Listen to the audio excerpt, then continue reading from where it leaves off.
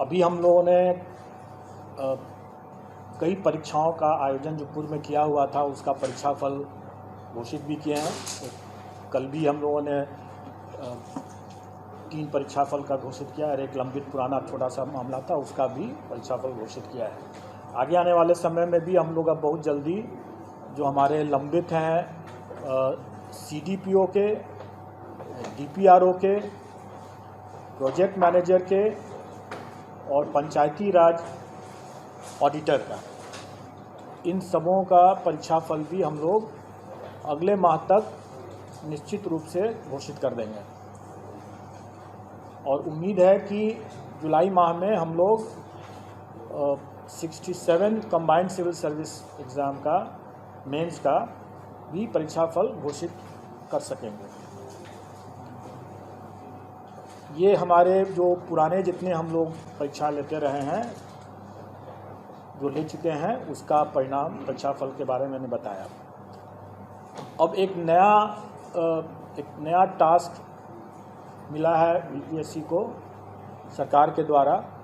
आप सब लोग अवगत हैं, वो अध्यापक नियुक्ति के लिए अनुशंसा भेजने के लिए। इसका हम लोगों ने पाठ्यक्रम और परीक्षा के संरचना के बारे में अपने वेबसाइट पर प्रदर्शित कर दिया है। और मैं समझता हूँ कि इसको लेकर के कुछ संशय आप लोगों के भी मन में होगा और अभ्यर्थियों के भी मन में होगा, और मैं चाहूँगा कि आप लोग भी प्रश्न पूछें और उनके बाद अगर कोई संशय है तो मैं कोशिश करूँगा कि उसको दूर करूँ। कुछ जानकारी मैं दे देना चाहूँगा ताकि आप लोग प्रश्न अगर पूछेंगे तो आसानी रहेगा। उसके बाद टोटल पद जो है वो प्राथमिक विद्यालय के लिए 79,943 है, जिसकी अधियाचना आयोग को प्राप्त हुई है। 79,943। उसके बाद माध्यमिक विद्यालय के लिए 32,916, 32,916। और उसके बाद हायर सेकेंडरी के लिए 57,602, 57,602। टोटल होता है 1,70,461, 1,70,461। आप लोग भी टोटल कर लेंगे।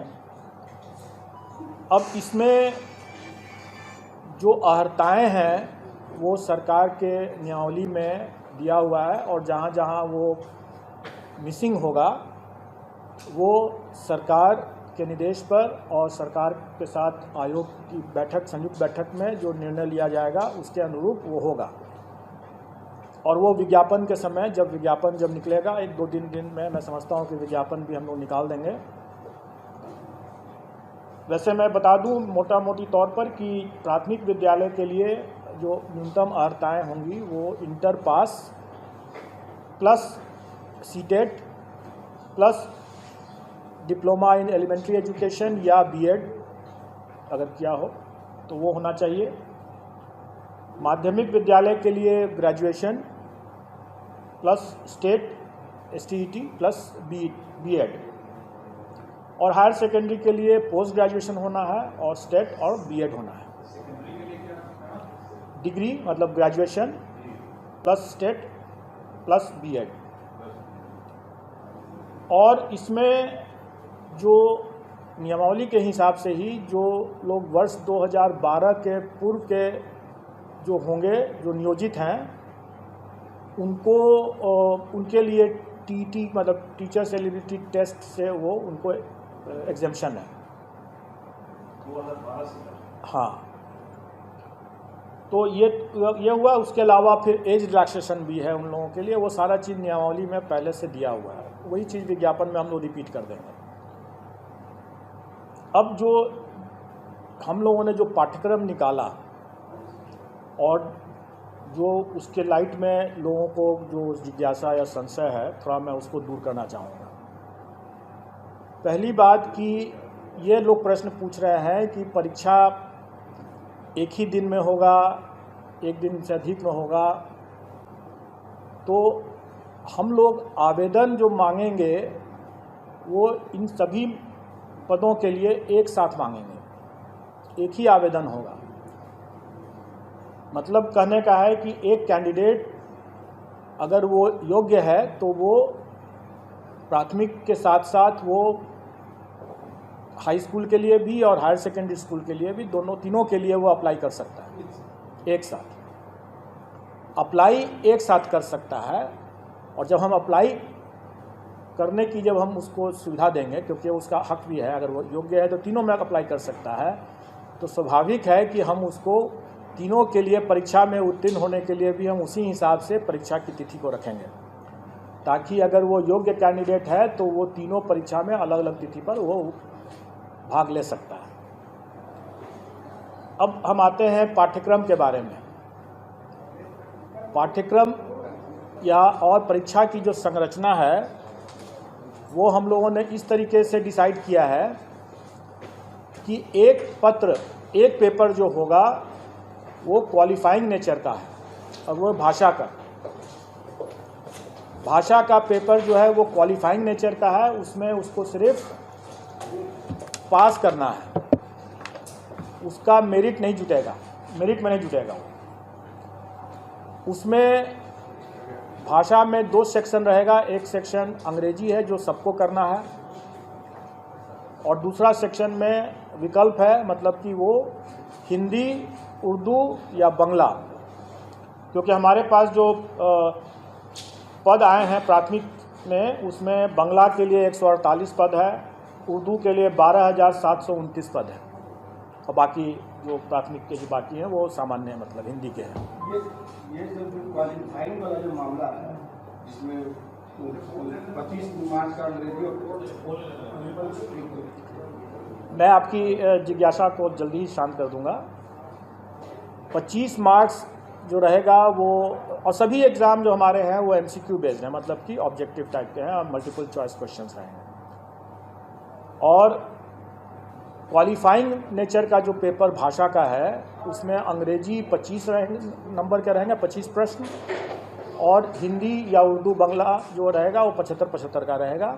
उसमें से कोई एक चुनना है उनको। मतलब टोटल 100 नंबर के 100 प्रश्न रहेंगे, और पूरे पेपर में उनको 30%, मतलब कि 30 नंबर न्यूनतम लाना होगा, तभी वो पास करेंगे, नहीं तो वो परीक्षा से, प्रतियोगिता से बाहर हो जाएंगे। इसमें जो लोगों को जो जिज्ञासा है कि पहला कि क्या 30% अंग्रेजी में अलग और हिंदी में अलग लाना है, तो ऐसी बात नहीं है। संयुक्त रूप से उनको 30% लाना है, मतलब 30 नंबर लाना है। लेकिन मेरा ये मानना है कि ऐसा नहीं हो सकता है कि कोई शिक्षक हों और वह सड़क पर अगर चल रहे हैं और सड़क पर जो रोड पर जो साइनेजेस रहता है वो अंग्रेजी में भी रहता है, उसको न पढ़ सकें, वो शिक्षक क्या हुए? जो राह चलते हुए जो रोड के जो साइनेजेस है उसको अंग्रेजी में अगर लिखा हुआ है तो उसको भी न पढ़ सकें, तो क्या वो अच्छी गुणवत्ता के शिक्षक हुए? इसलिए हम लोग प्रश्न के स्तर को हम लोग इस तरह से रखने का कोशिश करेंगे कि हम उनको, अंग्रेजी जरूर सरल रहेगा, कठिन नहीं रहेगा। हम मानते हैं कि यहाँ पर हिंदी भाषी प्रदेश है तो अंग्रेजी का प्रश्न कठिन नहीं रहेगा, लेकिन इसका ये मतलब हुआ कि हिंदी का भी प्रश्न सरल नहीं होगा, क्योंकि अगर हिंदी का प्रश्न भी सरल हुआ और अंग्रेजी का प्रश्न भी सरल हुआ तो सब हिंदी ही देख करके निकल जाएंगे। इसलिए थोड़ा हम लोग भी दिमाग लगाएंगे, और मैं चाहूँगा कि अभ्यर्थी भी थोड़ा तो अंग्रेजी भी पढ़ ही लें, ताकि वो शून्य न हो अंग्रेजी उनका, क्योंकि शून्य से अगर फिर वो आगे नहीं बढ़ पाएंगे, राह चलता वो साइनेज भी नहीं पढ़ पाएंगे, तो वो अपने छात्रों को कैसे पढ़ाएंगे। ये रही बात जो हमारे वैकल्पिक जो क्वालिफाइंग नेचर के जो भाषा का जो पत्र है उसके बारे में मैंने बतलाया। इसके बाद अब मेन पेपर होगा। मेन पेपर 150 नंबर का होगा जिस पर कि मेरिट होगा, और हर स्कूल के कैटेगरी के लिए एक ही मेन पेपर है। जैसे प्राथमिक के लिए सिर्फ एक मेन पेपर है, अगर हम हाई स्कूल के लिए जाते हैं तो उसके लिए भी एक ही मेन पेपर है, और अगर हम इंटर के लिए भी इंटर स्कूल के लिए भी जाते हैं, सेकेंडरी हायर सेकेंडरी स्कूल के लिए जाते हैं तो उसके लिए भी एक ही मेन पेपर है। एक ही पेपर उसके बाद देना है, और वो अगर कोई अभ्यर्थी अगर तीनों श्रेणी के लिए अप्लाई करता है तो स्वाभाविक है कि उसको फिर तीनों पेपर देना होगा। अलग अलग दिन होगा लेकिन देना होगा तीनों के। मेरिट लिस्ट अलग अलग बनेगा क्योंकि सबके लिए अलग अलग वो परीक्षा है। अब रही बात कि जो भी 150 नंबर का जो मेन पेपर हुआ उसका कंपोजिशन इस तरह से रहेगा कि 100 क्वेश्चंस तो रहेंगे वही जो वो अपने विद्यार्थियों को पढ़ाते हैं, उसका टॉपिक, उसका चैप्टर, उसका विषय वो वही होगा जो अपने बच्चों को पढ़ाते हैं स्कूल में। इसलिए अगर ये जिज्ञासा है कि उसका हम सिलेबस में विस्तार करके दें तो मेरा ये कहना होगा कि बिहार एग्जामिनेशन बोर्ड का जो सिलेबस है बच्चों के लिए उसी को देख लें, उसी को पढ़ लें, चैप्टर उसी के हिसाब से कंप्लीट कर लें, उनका डिटेल सिलेबस हो जाएगा। अगर मान लें कि अगर कोई फिजिक्स का देखता है या कोई हिंदी का देखता है तो जो अगर कोई इंटर का अगर है वो विषय तो इंटर में जो पढ़ाई होती है एक फिजिक्स के स्टूडेंट के लिए उसका वही रहेगा, चैप्टर कंटेंट्स वही रहेगा। प्राथमिक विद्यालय में भी अगर जो बच्चों को जो पढ़ाते हैं शिक्षक वो वही रहेगा, कंटेंट वही, चैप्टर्स वही रहेंगे। मतलब सिलेबस का जो विस्तार, डिटेल सिलेबस की जो लोग मांग कर रहे हैं वो करना ज़रूरत नहीं है, क्योंकि अगर उसको देखना है तो अपने बिहार एजुकेशन बोर्ड का सिलेबस बच्चों का उठा कर देख लें और उसी की पढ़ाई कर लें। अब रही बात कि शिक्षक हैं वो बच्चों से उनका ज्ञान ज़्यादा होना चाहिए, बच्चों से उनका स्तर ज़्यादा होना चाहिए, तभी तो पढ़ा पाएंगे। तो स्वाभाविक है कि प्राथमिक शिक्षक के लिए जो अभ्यर्थी होंगे उनका चैप्टर तो वही होगा जो बच्चों को पढ़ाने वाला है, लेकिन उसका स्तर जो होगा वो बच्चों वाला तो नहीं होगा। उनका स्तर जो उनके लिए जो जैसे प्राथमिक शिक्षक के लिए न्यूनतम निर्धारित योग्यता जो है वो इंटर है, तो उसी के आलोक में प्रश्न पत्र का स्तर होगा। चैप्टर तो वही हुआ जो प्राथमिक विद्यालय में जो पढ़ाते हैं, लेकिन उसका जो स्तर जो होगा वो उनके जो न्यूनतम निर्धारित योग्यता मतलब इंटर जैसे है, तो उसी को ध्यान में रख करके होगा कि इंटर पास एक अभ्यर्थी स्कूल प्राथमिक विद्यालय के बच्चों को पढ़ाएंगे तो उनको क्या ज्ञान होना चाहिए, जो भी विषय वो पढ़ाएंगे उसके लिए उनका क्या ज्ञान होना चाहिए, क्या स्तर होना चाहिए, वो उसी के आलोक में रहेगा। और उसी तरीके से अगर मान लें अगर +2 का अगर कोई शिक्षक है अभ्यर्थी, तो स्वाभाविक है कि वो +2 के विद्यार्थियों को पढ़ाने के लिए उसका स्तर तो उससे ऊंचा का होना है, तो फिर +2 के शिक्षक के न्यूनतम अर्हता जो है वो पोस्ट ग्रेजुएशन का है। तो पोस्ट ग्रेजुएशन का है तो हम लोग उसी के आलोक में कि वो इंटर के बच्चों को पढ़ाने वाले पोस्ट ग्रेजुएट अभ्यर्थी हैं तो प्रश्नों का स्तर क्या होना है वो उसी के हिसाब से हम लोग तय कर लेंगे। तो अब इसमें इसको लेकर के जो लोगों को कन्फ्यूज़न था कि हमारा क्या रहेगा, पाठ्यक्रम का कैसे मतलब डिटेल क्या रहेगा, तो मैंने बता दिया। अब रही बात कि ये तो 100 नंबर के हुआ, बाकी 50 नंबर के जो रहेंगे वो सामान्य ज्ञान जो है, जनरल साइंस कह लें, जनरल स्टडीज़ कह लें, वो बेसिकली जो पहला जो 100 नंबर का जो हुआ वो उनके नॉलेज का टेस्ट होगा, और बाकी जो 50 नंबर का जो होगा वो उनके इंटेलिजेंस का टेस्ट होगा। मतलब कि उसमें मेंटल एबिलिटी रहेगा वगैरह वगैरह, रीजनिंग रहेगा और इसी तरह के मिलते जुलते चीज़ रहेंगे जो उनके कुछ हो सकता है कि सामान्य तरह का जो एक किसी भी जागरूक नागरिक को या शिक्षक को थोड़ा बहुत ज्ञान होना चाहिए सामान्य ज्ञान का, तो वो उसी तरह का रहेगा। वो बहुत ऐसा बिल्कुल नहीं रहेगा कि हम कोई, जो लोग ये आशंकित हो रहे हैं कि हम एसडीएम बना रहे हैं, ऑफिसर बना रहे हैं, ऐसी बात नहीं है। वो भी लोक सेवक ही होंगे और जो एसडीएम जो हैं वो भी लोक सेवक ही होंगे। और किसी भी एक लोक सेवक को एक जो सामान्य ज्ञान का जो स्तर होना चाहिए, इसका स्तर उतना ज़्यादा नहीं होगा, जो कि स्पष्ट है। लेकिन इसमें 50 नंबर जो रहेंगे वो उनके विषय ज्ञान से हट करके ये उनके सामान्य ज्ञान, जो उनकी बुद्धिमत्ता का जो हम असेस करने का प्रयास करेंगे इसमें। अब रही बात कि इस पूरे मामले में हम लोगों ने इस बात शुरू से ही स्पष्ट कर दिया है कि इसमें तुक्केबाजी को हम प्रश्रय नहीं दे सकते हैं। मेरा ये मानना है कि अगर कोई ऑफिसर अगर है तो वो ऑफिसर, जैसे सिविल सर्विसेज का हम एग्ज़ाम लेते हैं, वो कोई भी विषय पढ़ के आता है, लेकिन वो उस विषय का उपयोग नहीं करता है अपने कार्य में। अगर वो मान लें कि फिजिक्स पढ़ के आया तो सीधे वो फिजिक्स का उपयोग थोड़ी कर रहा है अपने कार्य में। लेकिन शिक्षक जो है वो सीधे अपने उस ज्ञान का उपयोग कर रहा है।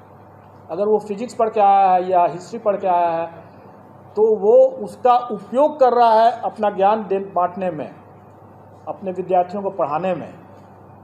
वो अपने ज्ञान के मामले में तुक्केबाजी अगर करते हैं तो ज़्यादा खतरनाक होगा। वो बच्चों के लिए भविष्य से खिलवाड़ वाली बात होगी। इसलिए हम उनको तुक्केबाजी पर अंकुश शुरू से ही लगाएंगे और इसलिए हम इसमें नेगेटिव मार्किंग रखेंगे। लेकिन अभ्यर्थियों को उससे घबराना नहीं चाहिए, क्योंकि आफ्टर ऑल जो वो पढ़ाएंगे बच्चों, जो उनका अपना खुद का विषय है, जिस पर उन्होंने पढ़ाई किया है और जिस पर वो आगे काम कर रहे होंगे या काम करेंगे, उसका तो उनको ज्ञान होना ही है, नहीं तो वो अपना पढ़ाएंगे कैसे। इसलिए वो, चूँकि उनका ज्ञान भी है, उसका अनुभव भी है, इसलिए उनको कोई उसमें तुक्का लगाने की ज़रूरत नहीं होगी उनको। और इस बार तो मतलब कंबाइंड सिविल सर्विस की तुलना में सक्सेस रेशियो जिसमें जो होना है, जैसे 1,70,000 से ऊपर वैकेंसी है, अगर अभ्यर्थियों की संख्या हम माने कि 6-7 लाख अगर होंगे, तो आप अनुपात देख लें कि सक्सेस का अनुपात काफ़ी बेहतर है कंपेयर टू जो कंबाइंड सिविल सर्विसेज एग्ज़ाम, जिसमें कि काफ़ी मारामारी रहता है। तो इसमें उतना घबराने की ज़रूरत नहीं है। प्रश्न का स्तर जो होगा वो कठिन नहीं होगा, लेकिन डेफिनेटली वो एक तरह से बहुत हल्का भी नहीं होगा। वो उनके जो काम जो करेंगे, जो पढ़ाएंगे, उसको उसके ही आलोक में उसका स्तर होगा। तो नेगेटिव मार्किंग कितना होगा उसके बारे में जो लोग यहाँ पर पहले से जुटे हुए हैं आयोग के संबंध में, नेगेटिव मार्किंग संबंध में, जानते हैं कि अगर 5 ऑप्शन रहेंगे अगर, तो 1/n-1 होता है फॉर्मूला उसके हिसाब से। मतलब कि अगर 5 ऑप्शन है तो मतलब कि 4 गलत प्रश्न और 1 सही प्रश्न मिलाकर के 0 होना है। 5 ऑप्शन है तो 1/4 हो जाएगा, और अगर 4 ऑप्शन है तो 1/3 माइनस हो जाएगा। ये स्टैंडर्ड स्टैटिस्टिकल फॉर्मूला रहता है और इसका निर्णय हम लोग कर देंगे और वो परीक्षा में भी उन लोग पता चल जाएगा। लेकिन इससे घबराने की बात बिल्कुल नहीं है।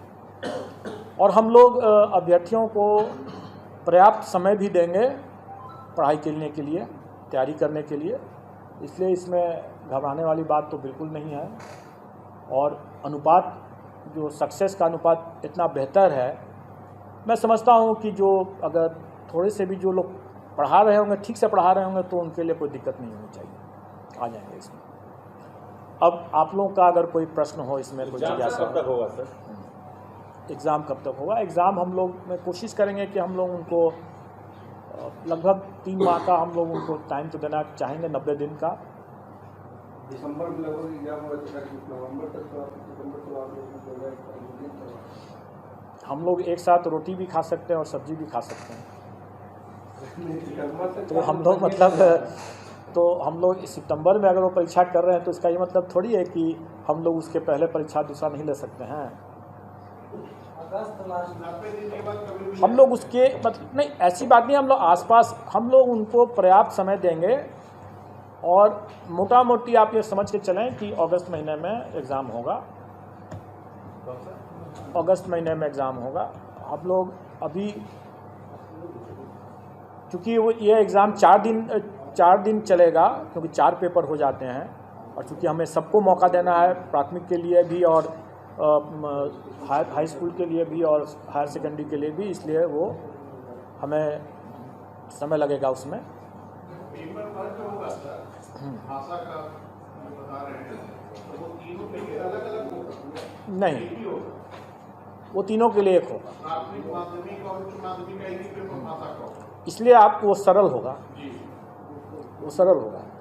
हम लोग चाहेंगे कि जो हमारे शिक्षक हैं वो अपने भी मतलब सर उठा करके चलें, और आप लोग भी जब जाकर के जब कभी चेक करते हैं और बोल पाते हैं कि उनको मतलब एक स्पेलिंग नहीं अपना रविवार शनिवार तक नहीं जानते हैं, तो फिर बड़ा दुखद स्थिति वैसी नहीं होगी बात।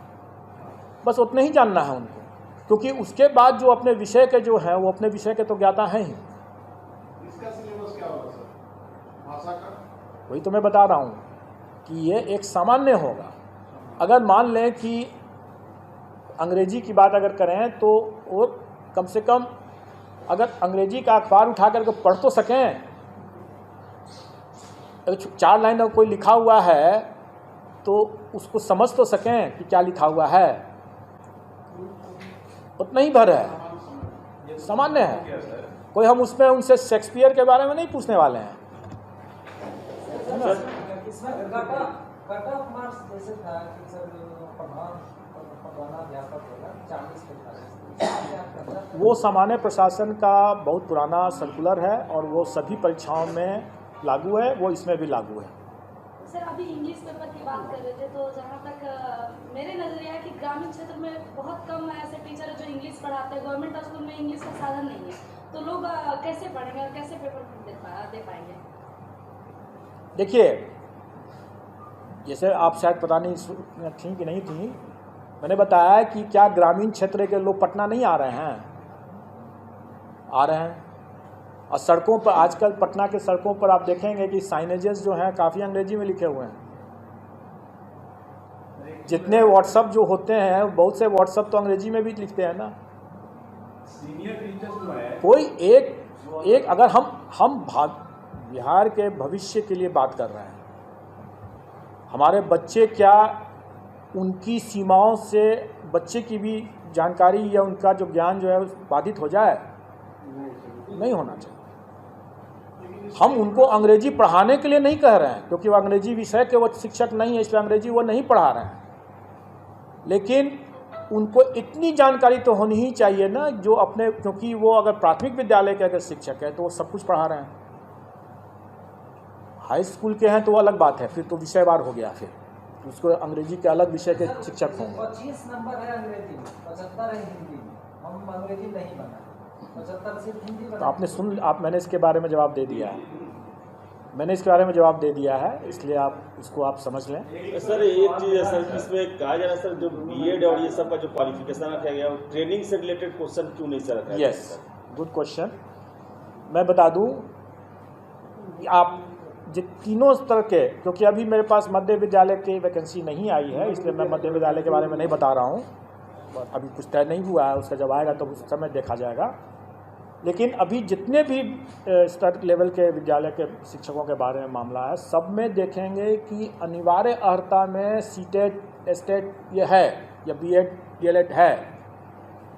ऐसी स्थिति में उन परीक्षाओं में प्रशिक्षण संबंधित कैसे पेडागोजी जो कहते हैं उसके संबंध में या चाइल्ड डेवलपमेंट के बारे में ऑलरेडी उसकी परीक्षा वो टीचर्स एबिलिटी टेस्ट में दे चुके हैं। तो अब फिर से उसी चीज़ के अगर हम लेने लगे हैं तो फिर आप ही लोग कहेंगे कि जब उसमें जब ले ही चुके हैं तो फिर इसमें भी वही चीज़ ले रहे हैं, तो नई परीक्षा की क्या ज़रूरत है? नई परीक्षा की ज़रूरत इसलिए है क्योंकि जो अभ्यर्थियों की संख्या अगर 6 लाख है और अगर हम उसमें से 1,70,000 ही को हमको अगर लेना है तो स्वाभाविक है कि हम मेरिट बेस्ड ही हम सिलेक्शन प्रोसेस करेंगे।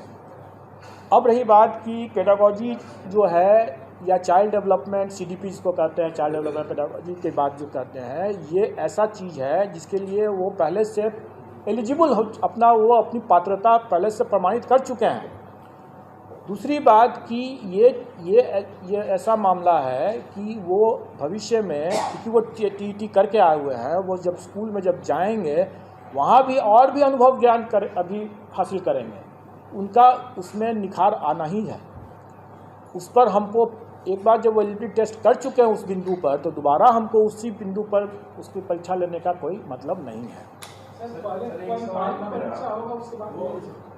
ये भाषा वाले में आप जनरल लोग या इंग्लिश और हिंदी दोनों होना चाहिए, लेकिन अगर कोई बांग्ला का इंस्ट्रूमेंट है या उर्दू का इंस्ट्रूमेंट है, उसके लिए क्या वो भाषा का क्या? वही तो मैं बताया ना कि Hindi oblique Urdu oblique Bangla. Hindi oblique. अच्छा, प्रश्न पत्र बाइलिंगुअल रहेगा या हिंदी केवल?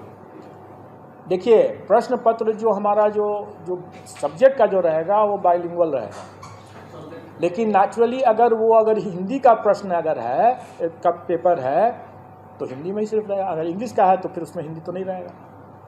एक उर्दू वाले की मदरसा वाले जो लैंग्वेज का जो विषय का जो पेपर रहेगा वो उसी लैंग्वेज में रहेगा, जो बाइलिंगुअल नहीं रहेगा।